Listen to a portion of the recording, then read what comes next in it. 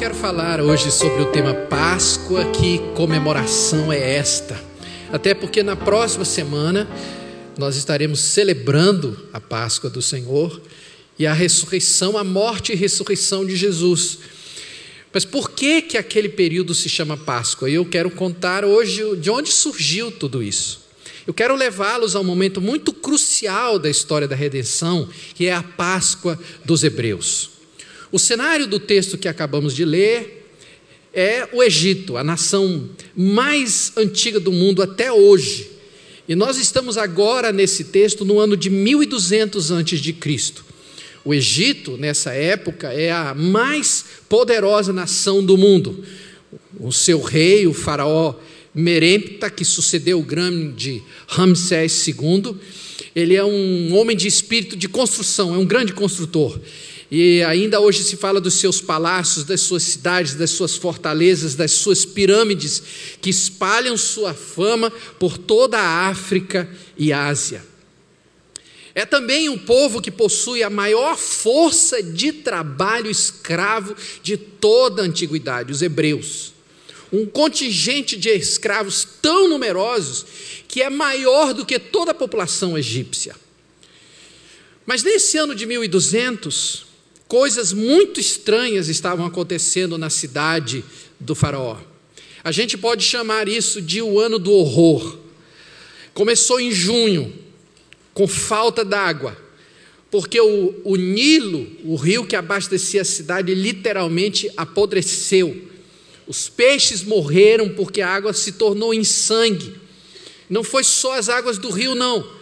Foram as águas nas lagoas, nas caixas d'água, nos potes de água das cozinhas das casas, tudo virou sangue.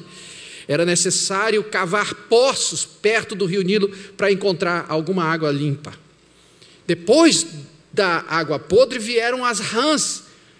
Rãs nas panelas, nas gavetas de roupa, nas roupas de cama, no fogão, em todo lugar. De repente, todas essas rãs morreram ao mesmo tempo. Ninguém suportava o cheiro das rãs. Depois vieram os piolhos. E depois dos piolhos, as moscas. E depois das moscas vieram os tumores nos animais e sobre as pessoas. O Egito estava devastado. Mas não era o fim ainda. Os que sobreviveram a tudo isso enfrentaram um mal ainda maior. O céu escureceu, havia nuvens por toda parte, vieram trovões, raios assustadores e logo em seguida chuva, mas chuva de pedras. O texto diz: tudo foi destruído, lavoura, o gado que estava pastando, gente que foi pega no meio do temporal, aves, árvores esmagadas, tudo foi destruído. Você pensa que terminou? Nada. O que sobrou da chuva de pedras foi consumido por uma nuvem, um enxame de gafanhotos que devoraram tudo que era verde na terra do Egito. Logo depois veio uma escuridão total. Não era luz de vela, não era luz do sol, não se via nada na terra do Egito, um palmo à frente do nariz. Ficou tão escuro que as pessoas não conseguiam enxergar umas às outras, mesmo que tivesse na mesma sala. 3 dias de trevas absolutas. Era o dia 10 de março. Fazia 10 meses que o Egito estava sendo arruinado. Mas o pior estava por vir, e era em abril. Moisés foi ao centro da cidade do Egito e disse: olha, perto da meia-noite, o Senhor diz: eu vou passar pelo Egito, e no país inteiro morrerá o filho mais velho de cada família, desde o filho do rei, que é o herdeiro do trono, até o filho da escrava que trabalha no moinho. E logo depois que ele falou isso no centro da cidade, ele foi à terra dos hebreus, lá na terra de Gósen. E ele deu a orientação que Deus havia dado para ele: escolham carneiros, cabritos e matem, para que todas as famílias israelitas possam comemorar a Páscoa. E ele disse: quando o Senhor passar para matar os egípcios, verá o sangue ali nos batentes e não deixará que o anjo da morte entre nas suas casas para matá-los. E quando seus filhos perguntarem: o que quer dizer isto? Que comemoração, que rito é este? Vocês responderão: é o sacrifício da Páscoa em honra do Senhor Deus, pois no Egito ele passou pelas casas dos israelitas e não parou. Páscoa é passar por cima. Meus irmãos, e assim aconteceu. O anjo passou e dizimou todos os primogênitos da terra do Egito, exceto aqueles que estavam guardados em suas casas, cujas portas estavam manchadas com o sangue do cordeiro de um ano que havia sido morto durante o dia. Daquele dia em diante, todos os anos, o povo de Deus comemorava o dia em que o anjo passou por cima da casa dos filhos de Israel. Cerca de 2000 anos, por 2000 anos, as famílias dos hebreus se reuniam todos os anos em volta na mesa para comer aquele carneiro assado. E havia um momento da reunião, dessa família, uma reunião familiar, em que um dos garotos da mesa perguntavam: que comemoração é esta? E a resposta é o sacrifício da Páscoa em honra ao Senhor Deus, que passou pela casa dos israelitas e não parou. Estamos vivendo 3000 anos depois dessa ocorrência. O Cordeiro Pascal foi substituído pelo Cordeiro de Deus que tira o pecado do mundo. No próximo final de semana, toda a cristandade vai comemorar a ressurreição de Jesus. E hoje, aqui no século 21, em 2014, nós não assamos e nem comemos mais cordeiros, nem manchamos as portas da nossa casa, como naquela primeira noite da Páscoa, porque o nosso Cordeiro Pascal é Jesus. E ele hoje é representado pelo pão e pelo vinho, o corpo e o sangue de Jesus. Você pode imaginar um dia em que ninguém mais comemore a Páscoa? Isso é possível. É só as crianças pararem de perguntar: que comemoração é essa? Quando elas pararem de perguntar e quando os pais pararem de responder, haverá uma geração que não conhecerá o Senhor e nem o Cristo que foi enviado para salvar o mundo. Nessa ocasião eu quero desafiar vocês que estão aqui, que são pais, a prepararem a próxima geração para comemorar os poderosos feitos de Deus em Cristo Jesus narrados no Evangelho. Eu quero desafiá-los a 3 compromissos. O primeiro compromisso é: cultivem a memória da Páscoa em sua família. Nós somos uma geração sem tempos sagrados. Qualquer dia comemorativo se transforma em uma autorização para viajarmos, a lazer ou a passeio.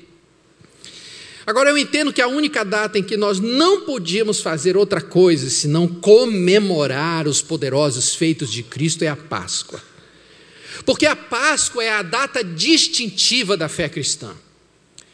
Mas para isso nós vamos ter que resgatar uma tradição abençoada do povo de Deus, que é cultivar o significado da Páscoa em nossas casas. O mandamento de Deus em Êxodo 12 é claro, ele diz: esta comemoração será uma lei permanente que passará de pais a filhos. Então isso não é opcional, isso é obrigatório, isso é nosso dever. A Bíblia diz no Salmo 145, uma geração louvará a outra geração as tuas obras e anunciará os teus poderosos feitos, uma geração a outra. O que é que essa passagem está dizendo, irmãos? Que a memória dos poderosos feitos de Deus é a tocha que uma geração entrega a outra. Isso nos leva a 2 verdades essenciais. A primeira é que toda criança nesse mundo, quer seja cristã, quer não, ela carrega a imagem do Deus Criador em si, porque Deus quer que ela venha a conhecê-lo, amá-lo e servi-lo. E isso dá um maravilhoso propósito para cada ser humano: viver para honrar e glorificar a Deus. Eu não sei se você sabe que no Estatuto da Criança diz que são direito das crianças o direito à vida, à saúde, à alimentação, educação, esporte, lazer, profissionalização, cultura, dignidade, respeito, liberdade, família, convivência familiar e comunitária. Mas aqui no direito da criança devia estar, mas não está. Que é um direito da criança conhecer aquele que a fez. Quem é que vai dizer a elas, irmãos, que elas não podem ser impedidas de vir a Cristo? Quem é que vai dizer a essas crianças que delas é o reino dos céus? É nossa responsabilidade declarar a glória e a majestade e os poderosos feitos de Deus às nossas crianças. Segundo lugar, é pelas crianças que o plano de Deus para salvar as nações é concretizado. Olhe, quando os nossos pais pecaram lá no jardim do Éden, Deus fez uma promessa de esmagar a cabeça da serpente através de um descendente. E esse descendente é Jesus Cristo. Agora, você sabe o que é que Deus prometeu em seu Filho Jesus Cristo? Ele disse assim, no Salmo 2, ele diz: pede-me e eu te darei as nações por herança. Mas, meus irmãos, como é que Deus vai dar as nações por herança a Jesus? Fazendo com que cada geração conte à próxima geração que ela é herança de Jesus Cristo. Por isso Jesus disse: deixai vir a mim os pequeninos e não os embaraceis, porque dos tais é o reino de Deus. Irmãos, eu quero desafiá-los a não deixar a celebração da Páscoa morrer na sua vida, na vida da sua família, porque é através dos nossos filhos que a tocha da esperança vai passar à próxima geração. Contem e recontem e repitam essa história para que uma geração louve os atos de Deus à próxima geração. Em segundo lugar, modelem seus filhos para fazerem as perguntas certas. Quando Deus estabeleceu o ritual da Páscoa, o ritual incluía perguntas e respostas. A criança ia perguntar: que rito é este? E os pais tinham que dizer: foi quando Deus passou por cima de nossas casas. Por que a gente come pão sem fermento? Por que a gente tem que assar um carneiro? Por que ervas amargas? Que rito é este? Interessante, né? As crianças entre 4 e 7 anos passam pela fase do porquê. Tudo eles querem saber por quê. Mas por quê?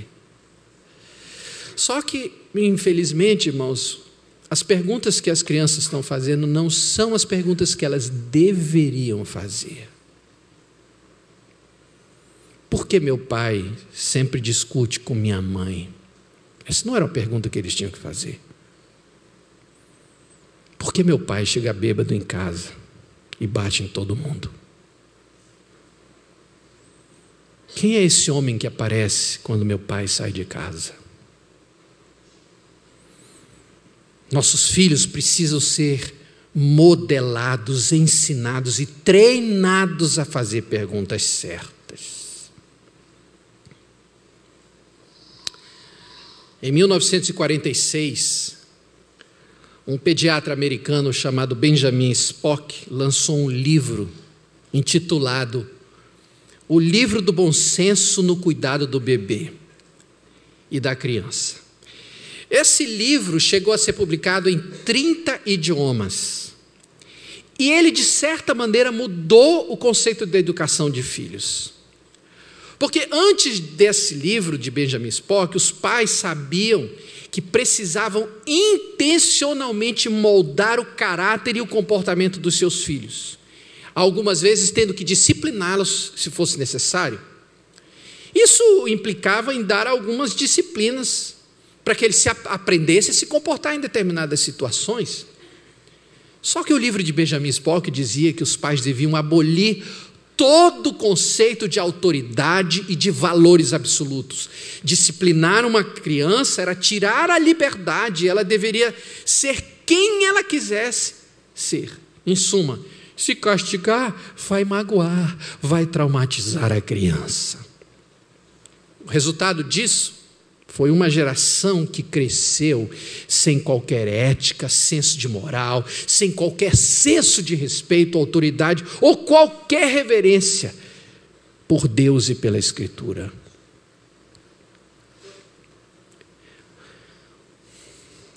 O jornal estava fazendo uma matéria sobre a frequência dos roubos na Central do Brasil.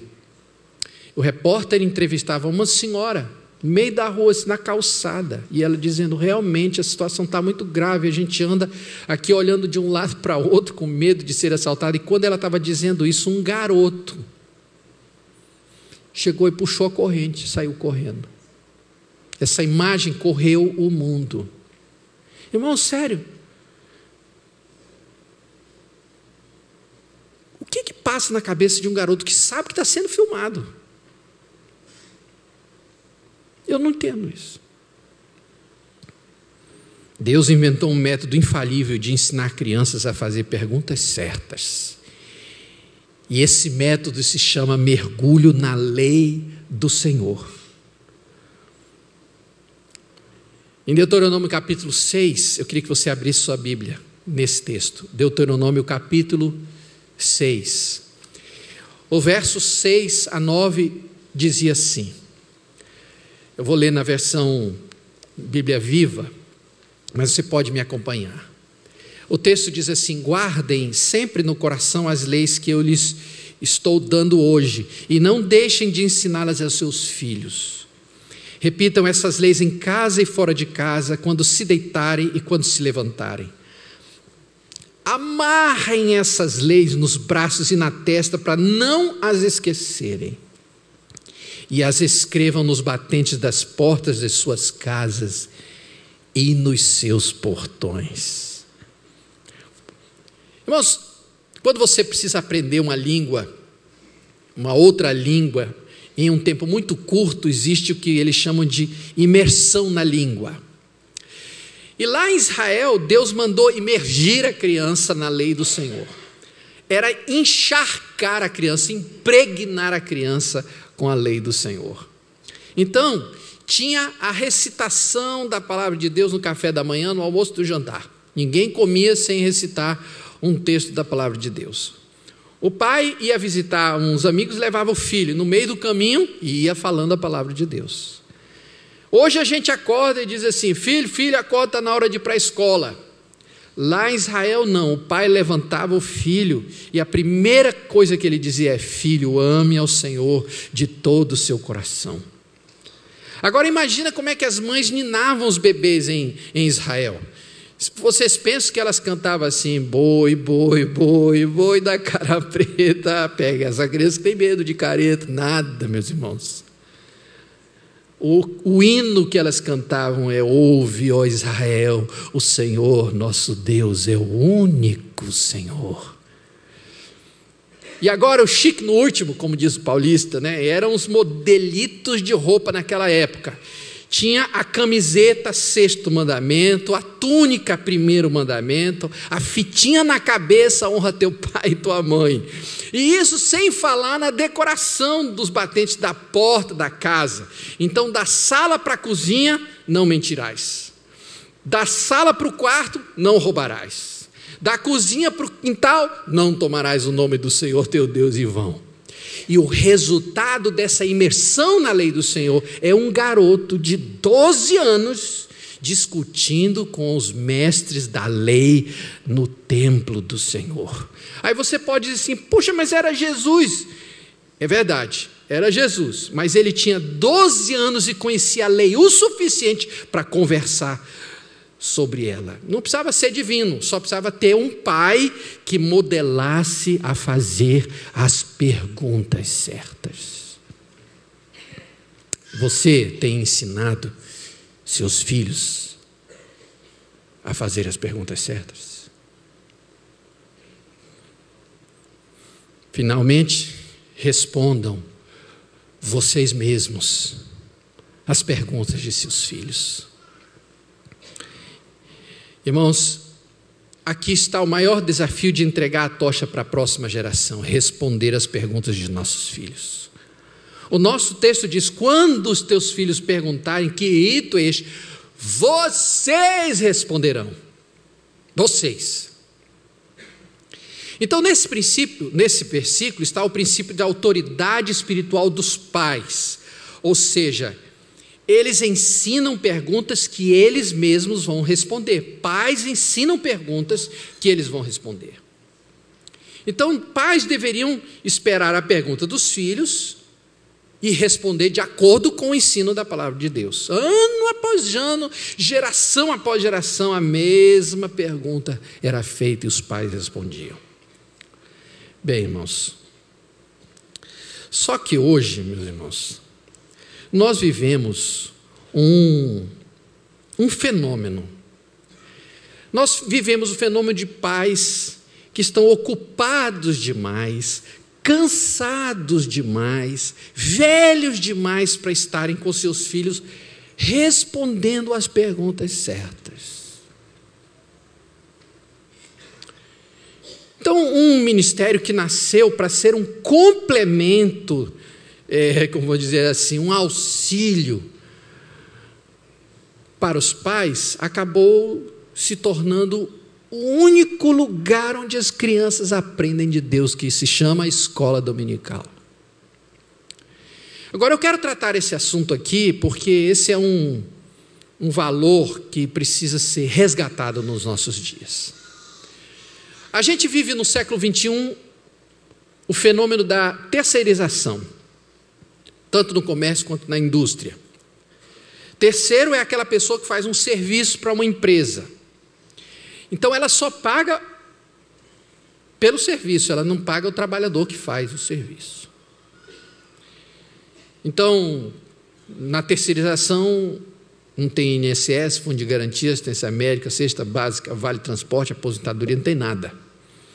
Entre a empresa e o trabalhador existe um terceiro que toma conta das responsabilidades sociais.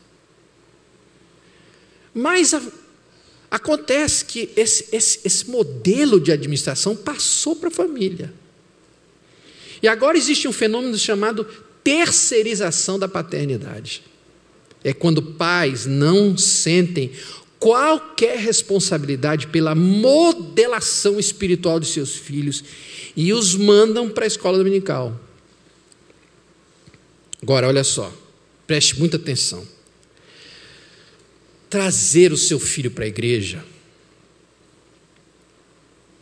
não é mais do que a nossa obrigação, irmãos. Você não está fazendo nada de extraordinário trazer o seu filho para a igreja. Porque quando nós batizamos os filhos de vocês aqui, vocês, prometem, eu faço a pergunta: vocês, pais, estão dispostos a trazer os seus filhos aqui para a igreja?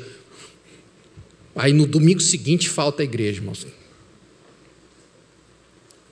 Já aconteceu isso. Do pai prometer num domingo, no domingo seguinte não está aqui. E muitos só vêm no dia do batismo, nunca mais traz essas crianças. Então, assim, trazer os nossos filhos é importante e é nossa responsabilidade, porque muitas crianças não vêm sozinhas. Mas isso nunca substitui a responsabilidade do pai e da mãe como modeladores espirituais dos seus filhos. Alguém pode dizer assim: pastor, mas eu não sei lidar com criança, não sou professor, não sei dar aula. Irmãos, Deus nunca pediu para que nós fôssemos professores de escola dominical. Ele pediu para que nós fôssemos pais e mães. Essa é a responsabilidade. Então, que mistério há, que dificuldade há em levantar de manhã cedo, levar seus filhos à sala ou à mesa para jantar ou para comer, orar com eles, ler um trecho da palavra de Deus, mostrar a eles como você ora. Quando nossas filhas eram pequenas, a Amanda e a Jenny, eu acho muita graça disso hoje, olhando para trás, era muito engraçado, porque as meninas, especialmente a Jennifer, quando ela orava, ela devia ter uns 6 para 7 anos, e ela começava a oração assim: Senhor nosso Deus. Imagina uma criança de 6 anos, né? Senhor nosso Deus. Ela nunca dizia Papai do céu. Por uma razão muito simples, ela não ouvia ninguém lá em casa orar assim, Papai do céu. Era Pai celestial, era Senhor nosso Deus, era assim. E eu gosto de pensar nisso, porque eu gosto de pensar que as crianças estão olhando para a gente. A forma como a gente vive, a forma como a gente ora, eles vão fazer também. Por isso a Bíblia diz em Provérbios 22, ensina a criança no caminho em que deve andar. Vamos ler juntos? Ensina a criança no caminho em que deve andar, e ainda quando for velho, não se desviará dele. Irmãos, por que é tão importante ensinar a criança? Porque um dia ela terá que tomar as suas próprias decisões. Um dia, tudo que ela terá serão as memórias dos dias, dos ensinos e dos valores que nós, pais, passamos para os nossos filhos. Aí você vai ter que dizer para o seu filho e para a sua filha: é a sua vez. É a sua vez. Eu encontrei uma poesia com esse tema aí, é a sua vez. E eu quero encerrar essa mensagem com esse desafio para cada um de nós. O texto diz assim: eu lhe dei vida, mas eu não posso vivê-la por você. Eu lhe ensinei princípios, mas eu não posso fazer você obedecê-los. Eu lhe ensinei a direção, mas eu não posso lhe dizer o que fazer. Eu posso lhe trazer à igreja, mas eu não posso fazer você crer. Eu posso mostrar a diferença entre o bem e o mal, mas eu não posso decidir por você. Eu posso lhe mostrar o que é uma amizade sincera, mas eu não posso escolher amigos por você. Eu posso lhe ensinar sobre sexo, mas eu não posso manter você puro. Eu posso lhe advertir sobre o alcoolismo, mas é você quem terá de dizer não para ele. Eu posso lhe avisar sobre drogas, mas é você quem terá de ter a coragem de rejeitá-las. Eu posso lhe apresentar grandes sonhos, mas é você quem terá de alcançá-los. Eu posso lhe ensinar sobre o pecado, mas eu não posso resistir por você. Eu posso lhe amar como um filho, mas eu não posso fazer de você um filho de Deus. Eu posso lhe ensinar a orar, mas é você que terá que confiar em Deus. Eu posso lhe falar de Jesus, mas eu não posso fazê-lo seu Salvador. Eu posso lhe ensinar sobre obediência, mas é você quem terá de fazer de Jesus o Senhor da sua vida. Posso liderar você, mas não posso obrigar você a me seguir. Como eu lhe disse, meu filho, minha filha, agora é a sua vez. Nossos filhos terão de um dia responder por eles mesmos. E nós, meus irmãos, temos a responsabilidade de ensiná-los.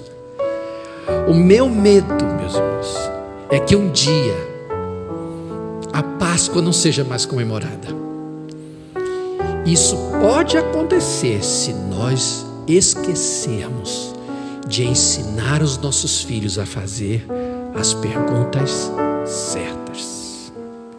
Se nós nos furtarmos de responder nós mesmos essas perguntas, uma geração louvará a outra geração os poderosos feitos de Deus.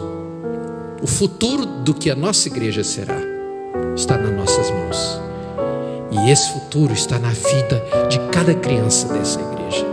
É nossa responsabilidade prepará-los para levar a tocha da esperança à próxima geração. Que Deus nos abençoe. Amém? Vamos ficar em pé.